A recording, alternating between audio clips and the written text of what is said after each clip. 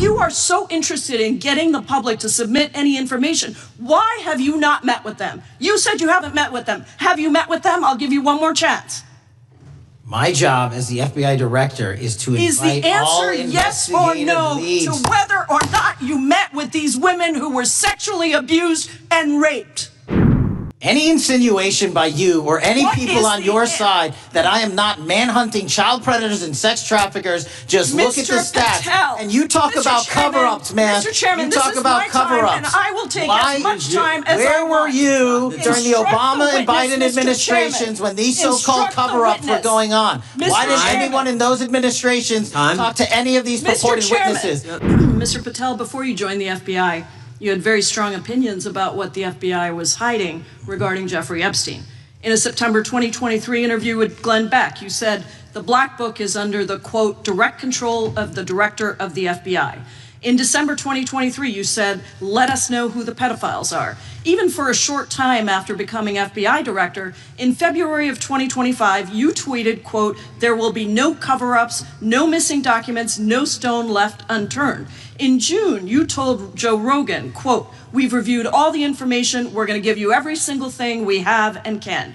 But then suddenly in July, everything changed. You and Attorney General Pam Bondi released one video and said that there was nothing more to see. Your July memo says you uncovered more than 300 gigabytes of data and physical evidence, but that you had decided no further disclosure would be appropriate or warranted. That is a quote.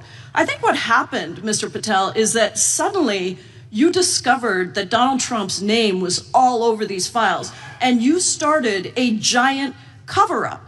So you are under oath, Mr. Patel. You just testified to Mr. Swalwell that you did not speak to the president about the Epstein files. To your knowledge, did Attorney General Pam Bondi speak to the president about what was in the Epstein files? I can't speak for Attorney General Pam Bondi. So to your knowledge, you don't have any information. The question was, do you have any knowledge? Do you have any knowledge? I can't speak. You are refusing to answer the question. So let me tell you that the Wall Street Journal reported that in May, Bondi told Trump that he was in the Epstein files, and at the same meeting said that the DOJ did not plan to release the files. Yesterday, you testified to Senator Kennedy that there was, quote, no credible information that Epstein trafficked girls to anyone else, and that you have, quote, continuously and publicly asked the public to come forward with more information, and we'll look into it. Today, in response to Mr. Massey's question, you appeared to say that the survivors were not credible. These are survivors. That's not at all what I said. Okay, great. I'm going to ask you this in a second, but let me tell you about the survivors, and let's bring them up here into the room. These are women who came to the Hill and testified that they were groomed and raped at the age of 14 and 16 years old, and they called to meet with the president and to meet with the FBI and to have people investigate their claims. Some of them have never testified before. If you are so interested in getting the public to submit any information, why have you not met with them? You said you haven't met with them. Have you met with them? I'll give you one more chance. My job as the FBI director is to invite all investigative yes or no leads. to whether or not you met with these women who were sexually abused and raped? Any insinuation by you or any people on your side that I am not manhunting child predators and sex traffickers, just look at the stats. And you talk about cover-ups, man. Mr. Chairman, you talk about cover-ups. And I will take as much time as Where were you during the Obama and Biden administrations when these so-called cover-ups were going on? Why did anyone in those administrations talk to any of these purported witnesses? I have some regular order, every single person to provide credible information. Time belongs to the gentlelady from Washington. And I'm going to take another couple of minutes. When you accuse the witness of something, he's allowed to respond. That's how it works. Listen, he didn't even, excuse me, Mr. Chairman, you have always been fair. But this is not fair.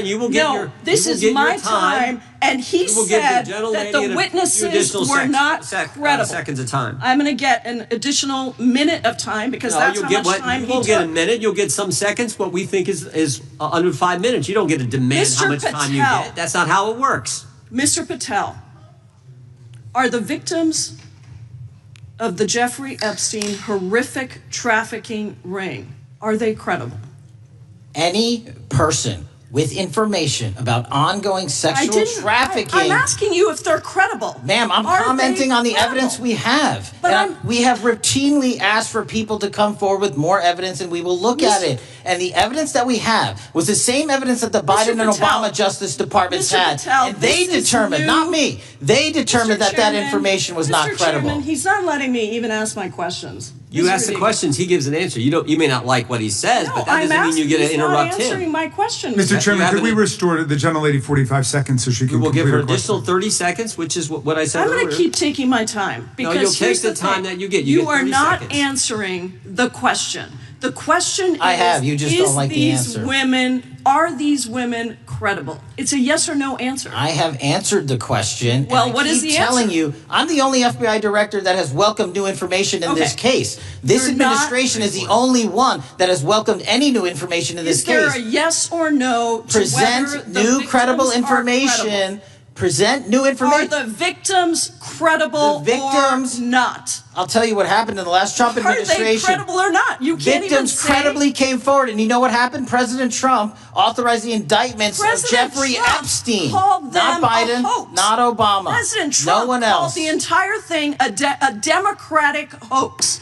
So I would like to ask the gentlelady's time has expired. I gave her the additional 45 seconds she requested. The gentlelady yields back. The gentleman from New Jersey is recognized for his 5 minutes. If you would meet with the women who were sexually abused and raped and groomed at the ages of 14 and 16 years old. Are you going to cover up? Are you going to continue to cover up for the rich and powerful men, including those that might be on this committee? I can yell too, Mr. Chairman, but I don't want to yell above this. The time belongs to the gentleman from New Jersey. I appreciate the gentlelady yielding back. Are you going to allow them to testify, Mr. Patel?